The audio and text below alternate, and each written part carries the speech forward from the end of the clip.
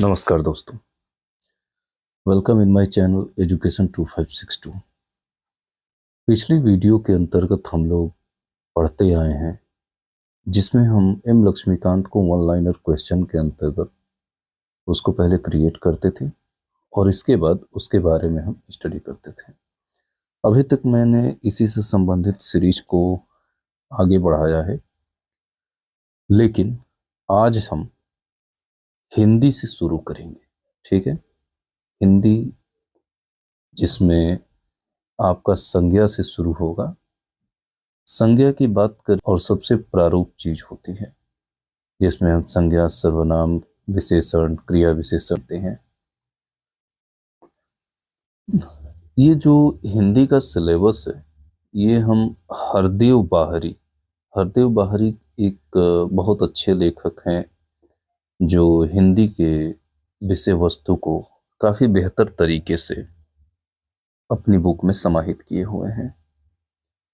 उसी से रिलेटेड आज इस वीडियो को हम शुरू करते हैं और आगे धीरे धीरे उनके विश्लेषण को पढ़ते जाएंगे। सबसे पहले हमारा है संज्ञा। इसमें दिया हुआ है संज्ञा का अर्थ होता है नाम। संसार में जितनी भी व्यक्ति या वस्तुएं हैं कोई नाम अवश्य होता है। मोहन स्कूल जा रहा है, आम में मिठास है, मोर नाच रहा है। इन सभी वाक्यों को अगर हम देखते हैं तो मोहन किसी व्यक्ति का नाम है, स्कूल एक स्थान का नाम है और आम एक फल का नाम है। ठीक है, अब जरा इसकी परिभाषा को देखिए। संज्ञा का क्या अर्थ है? नाम।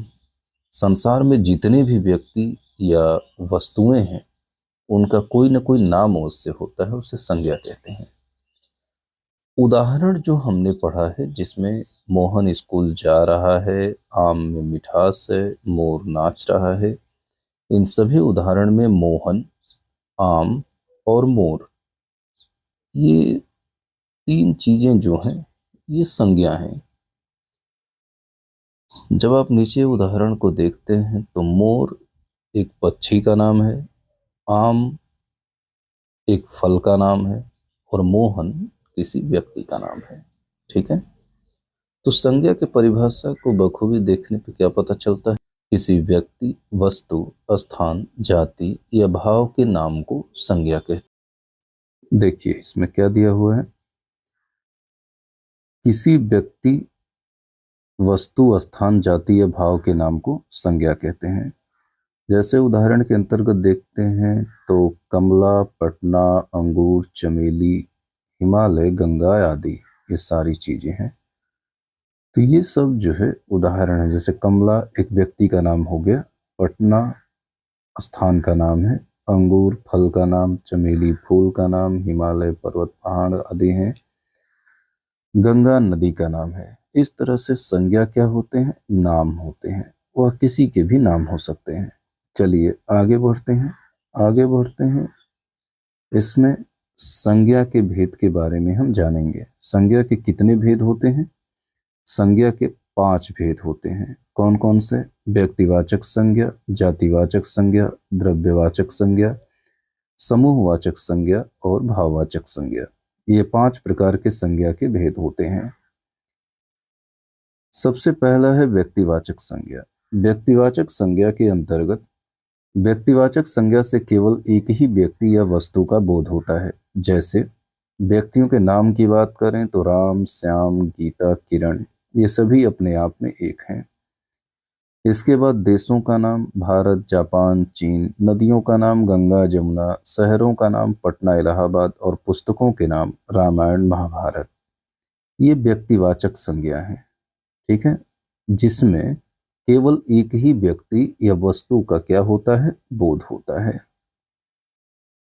अगला संज्ञा क्या है? जातिवाचक संज्ञा। जातिवाचक संज्ञा के अंतर्गत जातिवाचक संज्ञा से व्यक्तियों या वस्तुओं की पूरी जाति का बोध होता है। जैसे मनुष्य, तो मनुष्य का मतलब क्या? तो उसमें लड़का भी है, लड़की भी, आदमी, औरत, भाई बहन सब हैं। उसी प्रकार पशु की बात करें, पशु पक्षी का तो गाय, घोड़ा, तोता, मोर इत्यादि सभी हैं। वस्तुओं के नाम घर, घड़ी, निज, कुर्सी, किताब ये सभी वस्तुओं में आ जाते हैं। पद या व्यवसाय की बात करते हैं तो इसमें शिक्षक, लेखक, मंत्री ये सभी पद में आते हैं। तो इस तरह से जातिवाचक संज्ञा जो है पूरी जाति का बोध कराती है। ठीक है। नेक्स्ट है द्रव्यवाचक संज्ञा। द्रव्यवाचक संज्ञा उस द्रव्य या पदार्थ का बोध कराता है, ठीक है, जिसे हम माप या तौल सकते हैं परंतु गिन नहीं सकते। द्रव्यवाचक संज्ञा जो है यह बोध कराता है कि वह द्रव्य या पदार्थ जिसको हम माप या तौल सकते हैं परंतु उसे गिना नहीं जा सकता। जैसे धातुओं तथा खनिजों के नाम, जैसे लोहा, सोना, चांदी। इसमें तो ऐसा है नहीं कि एक लोहा, दो लोहा, तीन सोना, चार सोना, एक चांदी, दो चांदी गिनते हैं, ठीक है। उसी प्रकार खाने पीने की वस्तुओं के नाम दूध, पानी, घी, तेल इत्यादि को नहीं काउंट कर सकते, तो उसे द्रव्यवाचक संज्ञा कहते हैं। अगला दिया हुआ है समूहवाचक संज्ञा, ठीक है। जिस संज्ञा से अनेक वस्तुओं या प्राणियों के समूह का बोध होता है उसे समूहवाचक संज्ञा कहते हैं। समूह यानी कि ग्रुपिंग। तो व्यक्तियों का समूह, इसके अंतर्गत परिवार, संघ, सेना, झुंडी इत्यादि आते हैं। वस्तुओं के समूह के अंतर्गत गुच्छा, पुंज, ढेर, श्रृंखला इत्यादि आते हैं। तो समूह का मतलब होता है, जैसे उदाहरण स्वरूप अगर हम बताएं, जैसे परिवार है, संघ है, सेना है, झुंड है, ये सभी समूहवाचक संज्ञा के प्रमुख उदाहरण हैं। ठीक, चलिए आगे बढ़ते हैं। अगला दिया हुआ है भाववाचक संज्ञा। भाववाचक संज्ञा में दिया है कि भाववाचक संज्ञा उस नाम को कहते हैं जो किसी भाव, दशा, धर्म, गुण या कार्य का बोध कराए।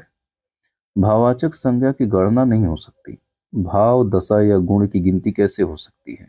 क्रोध या लोभ की गणना कोई नहीं करता। क्रोध, लोभ, मोह, आनंद, यौवन, शैशव, धैर्य, वीरता, लिखाई, पढ़ाई ये सब शब्द भाववाचक हैं।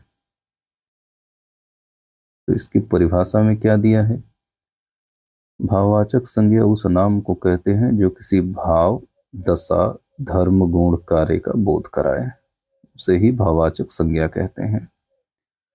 चलिए, यहाँ पर दिया हुआ है कि भाववाचक जो है कितने प्रकार के होते हैं? 3 प्रकार के। ये भाववाचक संज्ञाएं प्रायः 3 प्रकार के शब्दों से बनती हैं: क्रियाओं से, संज्ञा से और विशेषण से। तो क्रिया से काटना से काट, सजाना से सजावट, चलना से चलन, लिखना से लिखावट, ये क्रिया की भाववाचक संज्ञाएं हैं। उसी प्रकार संज्ञा की बात करें तो संज्ञा से बनने वाली जो भाववाचक संज्ञाएं हैं उसमें बाल से बालपन, मनुष्य से मनुष्यता और शिव से क्या बनता है? शिव से शिवत्व। विशेषण की बात करते हैं, जो विशेषण से बनते हैं, तो विशेषण से बनने में महा से महिमा, विशेषण से जो बनता है, यहाँ पर ध्यान दीजिए, ये दिया हुआ है। विशेषण से महा से महिमा, धीर से धैर्य, सरल से सरलता और गर्म से गर्मी। तो इस तरह से ये भाववाचक संज्ञाएं हैं जो प्रायः 3 प्रकार के शब्दों से बनती हैं और उस 3 प्रकार के शब्दों में क्रिया, संज्ञा और विशेषण होता है। ठीक है। आगे दिया है संज्ञा के विकार, डिक्लेरेशन ऑफ नाउन। संज्ञा शब्द विकारी होते हैं। यह विकार 3 कारणों से होता है: लिंग, वचन और कारक। लिंग, लड़का दौड़ता है, लड़की दौड़ती है। पहले वाक्य को पढ़ने से ज्ञात होता है, पहले वाक्य मतलब लड़का दौड़ता है, इसको पढ़ने से हमें पता चलता है कि दौड़ने वाला कोई लड़का है। दूसरे वाक्य को पढ़ने से ज्ञात होता है कि दौड़ने वाली कोई लड़की है। इसमें लड़का पुरुष जाति का बोध कराता है और लड़की स्त्री जाति का। अतः संज्ञा के जिस रूप से इस बात का बोध हो कि संज्ञा स्त्री जाति की हो या पुरुष जाति की, इसी विशेषता को लिंग कहते हैं। अगर आपसे कोई परिभाषा पूछे तो आप बता सकते हैं कि जैसे अगर संज्ञा के जिस रूप से इस बात का बोध हो कि संज्ञा स्त्री जाति की है या पुरुष जाति की है, स्त्री जाति की है या पुरुष जाति की। इसी विशेषता को ही हम क्या कहते हैं? लिंग कहते हैं। ठीक है। लिंग निर्णय की बात करते हैं तो इसका परिभाषा यहाँ पर दिया हुआ है। लिंग का अर्थ होता है चिन्ह, अर्थात वह चिन्ह जिससे शब्दों का स्त्री या पुरुषवाचक लिंग व्यक्त हो। हिंदी में दो प्रकार के लिंग माने गए हैं, पुल्लिंग और स्त्रीलिंग, masculine gender and feminine gender. Pulling क्या होता है? पुरुष जाति का बोध कराने वाले संज्ञा शब्दों को पुल्लिंग कहते हैं। जैसे राम खाना खाता है, इसमें राम लड़का है और वह पुरुष जाति का बोध कराने के कारण पुल्लिंग है। स्त्रीलिंग की बात करते हैं। स्त्री जाति का बोध कराने वाले संज्ञा शब्दों को स्त्रीलिंग कहते हैं। जैसे राधा गाती है, इसमें राधा लड़की है और वह स्त्री जाति का बोध होने के कारण स्त्रीलिंग है। ठीक है। तो इसमें तो आपको पुल्लिंग, स्त्रीलिंग और लिंग की परिभाषा समझ में आ गई होगी। आगे बढ़ते हैं नंबर, जिसको वचन कहते हैं।